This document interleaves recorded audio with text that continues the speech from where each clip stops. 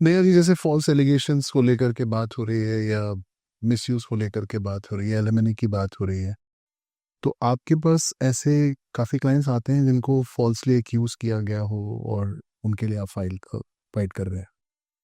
मेरे पास लोग आते हैं जो मुझे ये बोलते हैं कि उन्हें फॉल्सली एक्यूज़ किया जा रहा है, और वो मुझे बोलते हैं कि उनके पास ऐसे काफ़ी सारे सबूत हैं जिनके बेसिस पे जो ऑपोजिट पार्टी है उनको प्रूव किया जा सकता है, या फिर वो काफ़ी मेंटली हरास्ड हैं और परेशान हैं जी। और उनकी कोई गलती नहीं है। तो जी, मेरे पास ऐसे लोग आते हैं।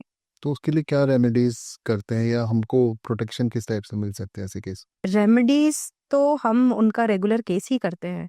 हम जो भी आता है, जैसे मान लीजिए कोई एक आए जिनका डोमेस्टिक वायलेंस के केस में वो रिस्पोंडेंट बने हुए हैं, और उन्होंने बोला कि मैम, मैंने ऐसा कभी कुछ नहीं किया है।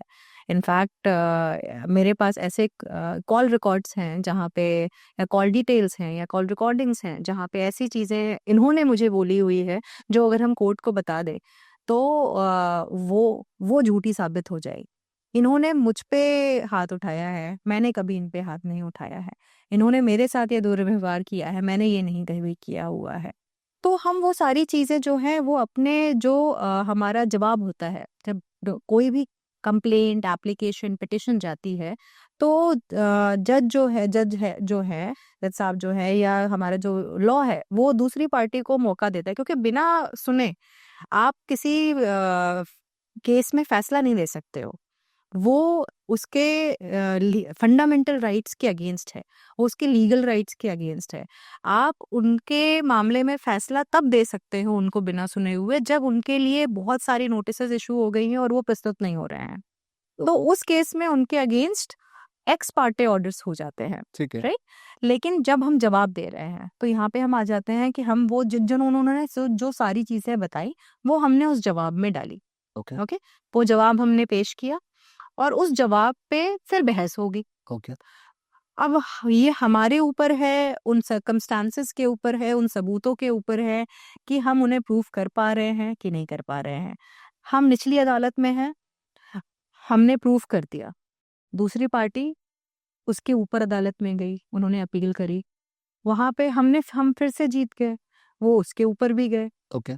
हम वहाँ से भी जीत गए, तो हमें रेमेडी मिल गई।